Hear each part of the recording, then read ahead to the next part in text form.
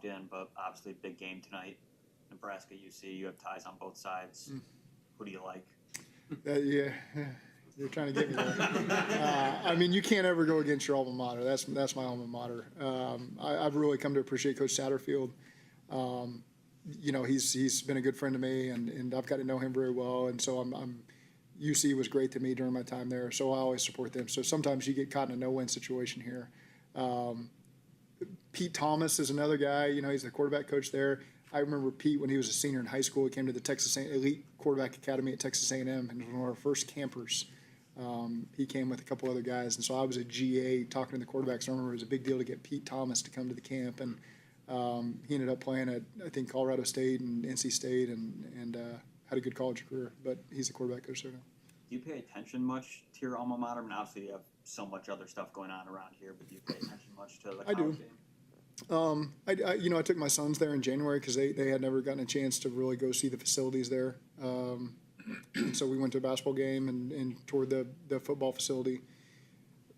They're huge Nebraska fans. I want them to have a team that they can latch onto. They're big into pro sports, which I wasn't as a kid because I'm from Oklahoma, but obviously they're into pro football more than anything. But I think it's really good for kids to have a college to latch onto and pull for in all sports. And so they're very invested in football, and we watch all the basketball and volleyball. I mean, one of my friends just got the volleyball job, so we're watching every Nebraska sport there is. Trust me.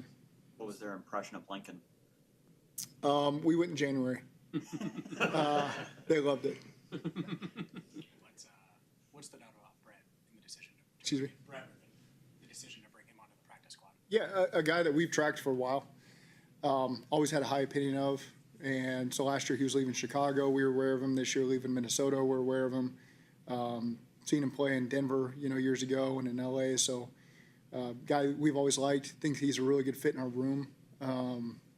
And statistically, we just wanted to have the greatest high school quarterback room of all time. Because if you look at the stats and add them up, it's unbelievable. Can anybody tell me how many touchdowns they combined to throw for in college and high school? High school. Anybody give me a guess? 4. 323. 522. I think I threw 19 my senior year. They threw 522. Jake has every national record. Brett has most of the Washington high school records, I believe. Broke Kellen Moore's.